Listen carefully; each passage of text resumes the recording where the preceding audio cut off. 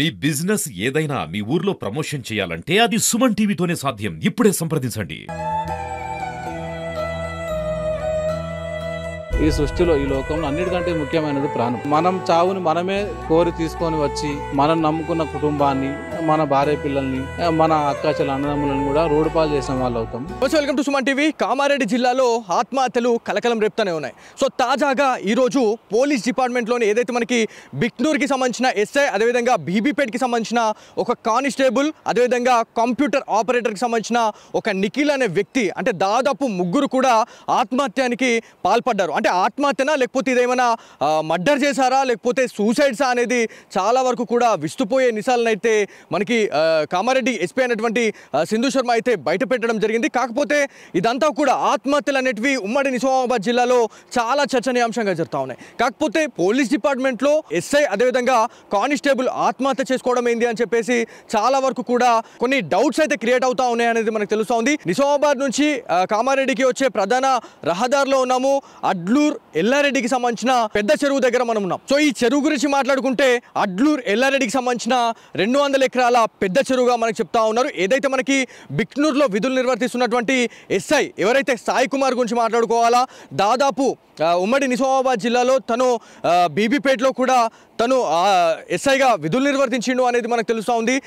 ఇందులో భాగంగానే ఎవరైతే శృతి గురించి మాట్లాడుకుంటే తను కానిస్టేబుల్. సో బీబీపేట్లో పనిచేస్తున్న టైంలో ఎస్ఐ అదేవిధంగా ఈ శృతి అయినటువంటి కానిస్టేబుల్ మధ్య ఏదైనా ఫ్రెండ్షిప్ బాండ్ ఏమైనా ఏర్పడిందా లేకపోతే సంబంధం ఏర్పడిందా అనే కోణంలో చాలామంది అయితే విచారిస్తూ ఉన్నారు, అనుమానపడతా ఉన్నారు. సో ఇందులో భాగంగానే వీళ్ళిద్దరిని పక్కన పెడితే మాత్రం ఎవరైతే కంప్యూటర్ ఆపరేటర్ అయినటువంటి నిఖిల్ ఎందుకు ఇక్కడికి రావడం జరిగింది అనేది చాలా పెద్ద బిగ్ క్వశ్చన్ మార్క్ అయితే ఏర్పడతా ఉంది. యాక్చువల్లీ సీన్లోకి దిగితే నిన్న శృతికి ఒక కాల్ రావడం జరిగింది. సో నిన్న బుధవారం మధ్యాహ్నం నుంచి బిక్నూర్ ఎస్ఐ ఫోన్ అనేది స్విచ్ ఆఫ్ కావడం జరిగింది. సో దాని తర్వాత ఎవరైతే శృతికి ఎస్ఐ అయినటువంటి సాయి కుమార్ అయితే కాల్ చేసి బందోబస్తు ఉంది, ఒక ఎమర్జెన్సీ విషయంలో మళ్ళీ మీరు రావాలి అని చెప్పేసి ఎవరైతే శృతి తను ఇంటికి వెళ్ళే టైంలో ఏదైతే మనకి గాంధారి ఎక్స్టోడ్ వరకు వెళ్ళిన శృతి మళ్ళీ వెనుదిరిగి ఇక్కడ ఈ ఏరియాకి అయితే రండి అని చెప్పేసి తను చెప్పిండు అన్న తర్వాత ఎవరైతే శృతి రావడం జరిగింది ఆ టైంలోనే వాళ్ళ తమ్ముడికి కాల్ చేసి ఇట్లా బందోబస్తు విషయం నా డ్యూటీ అయిపోయిన తర్వాత కూడా మళ్ళీ పిలుస్తూ ఉన్నారు, నేనైతే వెళ్తున్నా అని చెప్పేసి కొంత బాధపడుతూ మాట్లాడింది అనేది ఒక సమాచారం అయితే రావడం జరిగింది. సో మళ్ళీ ఇదంతా కూడా పక్కన పెడితే నిఖిల్ అనే క్యాండిడేట్ దీంట్లో ఎందుకు ఎంటర్ అయ్యాడు, సో వీళ్ళిద్దరి మధ్యలో ఏదైనా జరిగినా కూడా ఈ నిఖిల్ అనే క్యాండిడేట్ ఎందుకు వచ్చిండు అనేది చాలా పెద్ద బిగ్ క్వశ్చన్ మార్క్ అయితే ఉంది. కాకపోతే అంటే గతంలో కూడా ఎవరైతే ఎస్ఐ అదేవిధంగా కానిస్టేబుల్కి మధ్య ఒక ఫ్రెండ్షిప్ బాండ్ కాస్త కొంత సంబంధానికైతే అదొక దారి తీసింది అన్నట్టుగా కొంత బయటకైతే వస్తూ ఉంది. కంప్యూటర్ ఆపరేటర్ గురించి మాట్లాడుకుంటే మరి శృతికి కంప్యూటర్ ఆపరేటర్కి ఏమైనా ఫ్రెండ్షిప్ బాండ్ ఏమైనా ఉందా లేకపోతే వాళ్ళు ఏమైనా బంధువులా అనేది కూడా ఒక ఆలోచించాల్సిన విషయం ఎంతైనా ఉంది. ఎందుకంటే వాళ్ళకి వీళ్ళకి అసలు లాట్ ఆఫ్ డిఫరెన్స్ ఉంది. మరి ఆయన ఎందుకు ఇక్కడికి వచ్చిండు అనేది చాలా పెద్ద క్వశ్చన్ మార్క్ ఉంది. ఆయన దాని తర్వాత వాళ్ళు ఆత్మహత్య చేసుకున్న టైంలో ఎస్ఐకి సంబంధించిన పర్సనల్ కార్ అనేది ఈ మనం దారి గుండానే ఆయన పెట్టేసి వచ్చిండు. పెట్టేసిన తర్వాతనే వాళ్ళకి సంబంధించిన ఏవైతే చెప్పులు అదేవిధంగా అన్నీ కూడా ఇదే ఏరియాలో దొరికినాయి అనేది మనకు తెలుస్తూ ఉంది. సో ఏదేమైనప్పటికీ మనకి ఎస్ఐ ఎవరైతే సాయి కుమార్ గురించి మాట్లాడుకుంటే తను యాక్చువల్లీ అంటే చాలా అవర్స్ తర్వాత అంటే దాదాపు నిన్న నైట్ అంటే 12 గంటల నుంచి ఇప్పటి వరకు అంటే ఎర్లీ మార్నింగ్ 4 o'clock వరకు 4:30 వరకు కూడా సాయి కుమార్కి సంబంధించిన డెడ్ బాడీ అనేది దొరకలేదు. సో ఎవరైతే కానిస్టేబుల్ గురించి మాట్లాడుకుంటే శృతి ఒంటిపైన అయితే గాయాలున్నాయి, ముఖం పైన గాయాలున్నాయి అనేది మనకి పోలీస్ అధికారులే వెల్లడించిన పరిస్థితి ఉంది. మరి ఇదంతా హత్యనా లేకపోతే ఆత్మహత్య చేసినారా అనేది చాలా పెద్ద బిగ్ క్వశ్చన్ మార్క్ అయితే ఉంది. కాకపోతే ఎవరైతే శృతి అదేవిధంగా నిఖిల్కి సంబంధించిన డెడ్ బాడీస్ ఏవైతే ఉన్నాయో అవి దొరికినాయి. కాకపోతే సాయి కుమార్కి సంబంధించిన డెడ్ బాడీ దొరకకపోవడమే ఒక డౌట్ని అయితే క్రియేట్ చేసింది. అంటే వీళ్ళని చంపేసిన తర్వాత తనేమైనా పరారయ్యారా అన్నట్టుగా చాలామంది అనుకున్నారు. కాకపోతే ఎర్లీ మార్నింగ్ 4 నుంచి 5 o'clock టైంలో అయితే సాయి కుమార్కి సంబంధించిన డెడ్ బాడీ అనేది వెలికి తీశారు రెస్క్యూ టీం. అదేవిధంగా ఇక్కడ గజ ఈతగాల సహాయంతోనైతే ఈ పెద్ద చెరువులో గాలింపు చర్యలు అయితే చేపట్టారు. దాదాపు ఆరు గంటలు అంటే దాదాపు 5 నుంచి 6 గంటలు శ్రమిస్తేనే ఆ డెడ్ బాడీస్ అనేది దొరికినాయి. ఈ చెరువు గురించి మాట్లాడుకుంటే 200 ఎకరాల విస్తీర్ణంలో ఈ పెద్ద చెరువు ఉంది. చాలా పెద్ద చెరువు అని చెప్పుకోవాలా.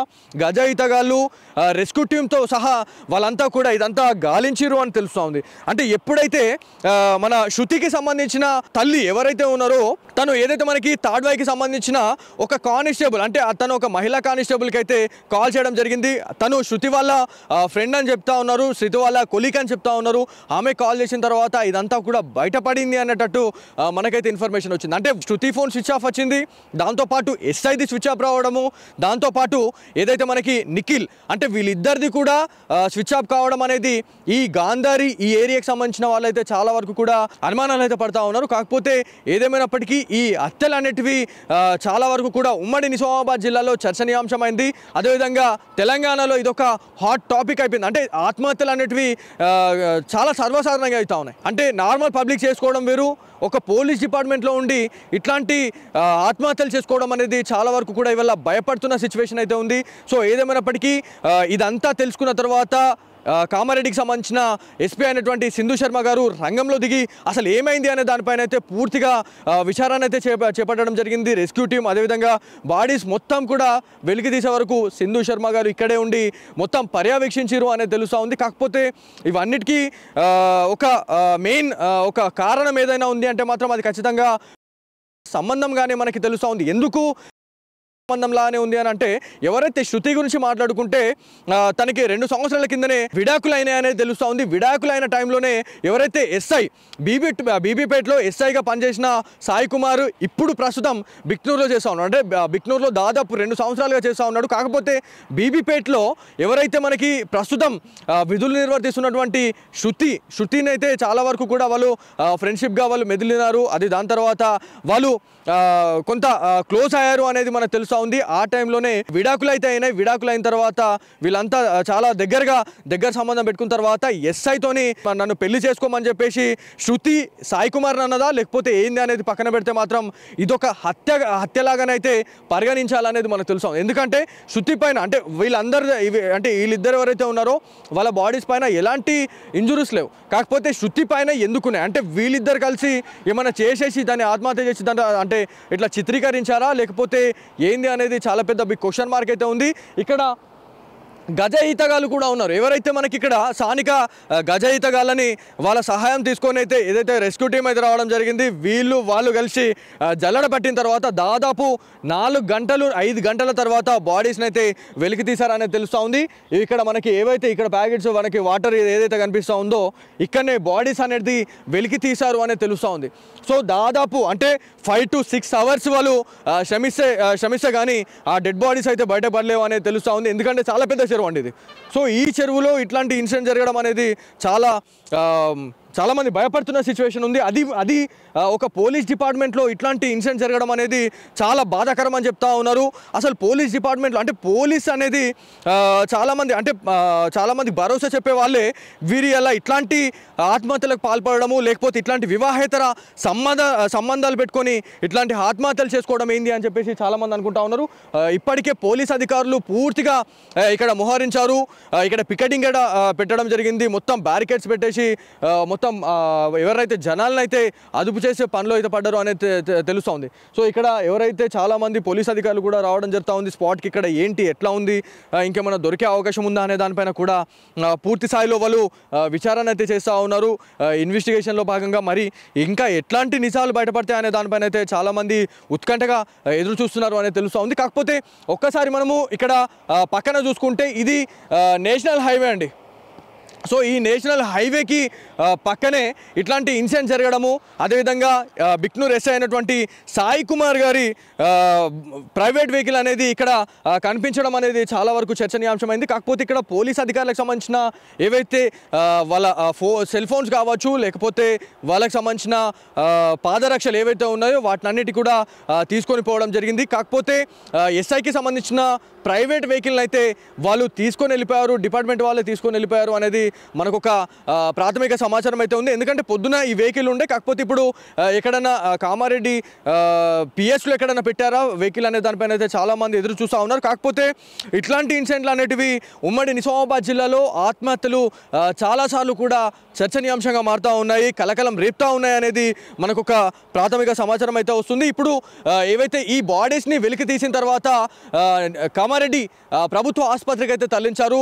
పోస్ట్ మార్టం నివేదిక ఆధారంగా మరి ఇంకా ఎలాంటి నిజాలు బయటపెట్టబోతా ఉన్నారు పోలీస్ అధికారులు అనేది అయితే చాలామంది ఉత్కంఠగా వేచి చూస్తూ ఉన్నారు. కాకపోతే ఈ టాపిక్ మాత్రం 2 తెలుగు రాష్ట్రాల్లో చాలా చర్చనీయాంశమైంది.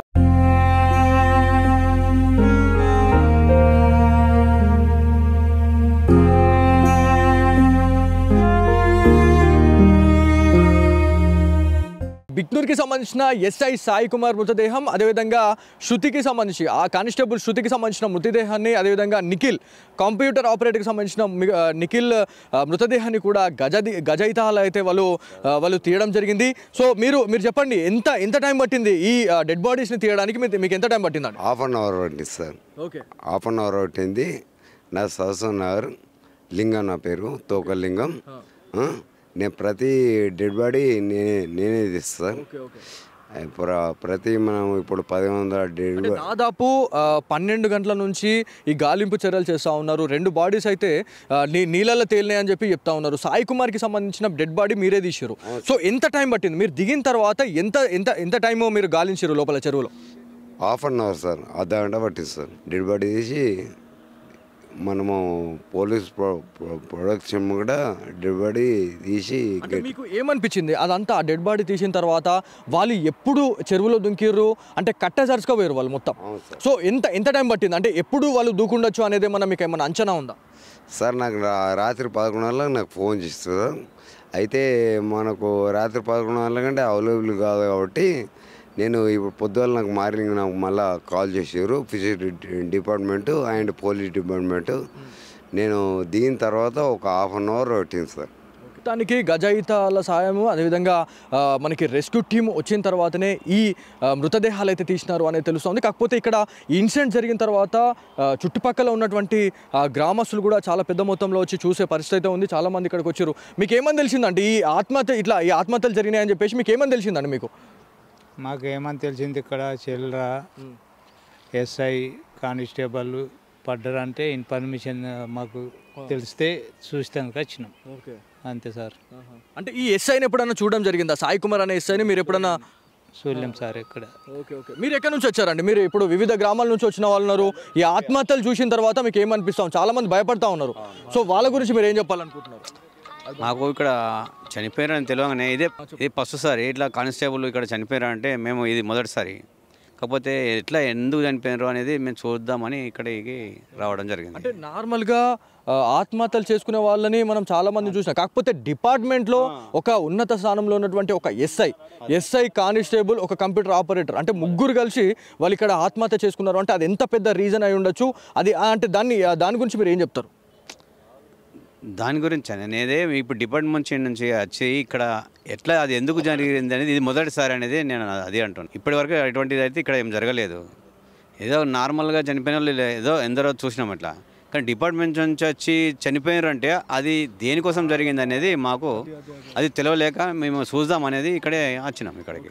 అంకుల్ మీరు చెప్పండి, మీరు ఎక్కడి నుంచి వచ్చినారు? మీరు కుప్రియాల్. అంటే ఇప్పుడు ఈ ఆత్మహత్యలు చేసుకునే వాళ్ళకి మీరు ఏం చెప్పాలనుకున్నారు? అంటే ఏమైనా చిన్న బాధ వచ్చిందంటే, ఒక చిన్న ఇది వచ్చిందంటే చాలా మంది ఉరి పెట్టుకుంటా ఉన్నారు, చెరువులలో వచ్చి దుంకుతా ఉన్నారు, ఆత్మహత్యలు చేసుకుంటున్నారు. సో ఆత్మహత్యలే శరణ్యంగా చాలా మంది భావిస్తూ ఉన్నారు. వాళ్ళకి మీరు ఏం చెప్పాలనుకుంటున్నారు? అంటే బతుకుంటే మనం ఎన్నో సాధించవచ్చు. సో వాళ్ళ గురించి మీరు ఏం చెప్తారు? దయచేసి మనస్తాపానికి గురి కావద్దు.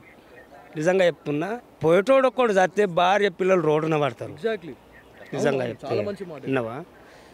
భార్య పిల్లల కోసమైనా ఎన్ని బాధలైనా ఎదుర్కోవాలి. కాదంటే పై ఆఫీసర్కు చెప్పుకోవాలా బాధ, తన తల్లికి తండ్రికి భార్య పిల్లలకు ధైర్యం చెప్పుకోవాలా. డిపార్ట్మెంట్కే రక్షణ లేకపోయినాక లేనోనికి ఏం రక్షణ ఉంటుంది? అవునా కాదా? కాబట్టి ఎంత పై ఆఫీసర్ అయినా ఒత్తిడి అది కింద ఆఫీసర్కు.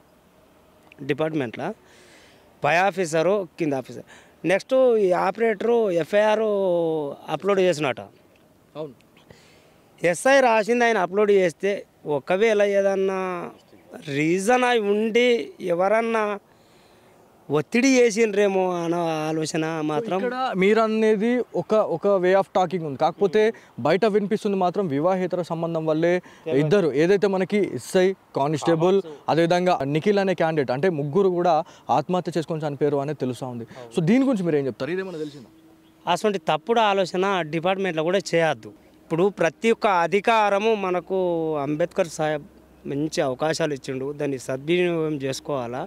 ఒకటి లేడీ అయినా బాయ్స్ అయినా డిపార్ట్మెంట్లో అయినా బయట అయినా ఆడోళ్ళు మొగోళ్ళు తప్పుడు ఆలోచన చేయకుండా మంచి ప్రపంచాన్ని సృష్టించాలి, అదొకటి. సో ఇది మొత్తానికి ఇక్కడ ఎవరైతే చాలామంది ఇన్సిడెంట్ తెలుసుకున్న తర్వాత ఉమ్మడి నిజామాబాద్ జిల్లా ఒక్కసారిగా ఉలిక్కి పడ్డదని చెప్పుకోవాలి. ఎందుకంటే సామాన్య ప్రజలు ఆత్మహత్య చేసుకోవడం వేరు, ఒక డిపార్ట్మెంట్లో ఉండి ఒక ఉన్నత స్థానంలో ఉండి వాళ్ళు ఇలా ఆత్మహత్యకు పాల్పడ్డారు అంటే ఆత్మహత్యలే శరణంగా చాలామంది భావిస్తూ ఉన్నారు. ఒకవేళ ఆత్మహత్య చేసుకునే వాళ్ళు ఎవరైతే ఉన్నారో వాళ్ళు ఖచ్చితంగా ఒక్కసారి ఆలోచించండి. అంటే ఆత్మహత్య చేసుకున్న తర్వాత మీ పిల్లలు, భార్య పిల్లలు, అదేవిధంగా మీ కుటుంబం ఏమవుతుంది అని చెప్పేసి చాలామంది కూడా ఇదొక క్వశ్చన్ మార్క్ అయితే రేజ్ చేస్తూ ఉన్నారు. ఖచ్చితంగా ఆలోచించాలి.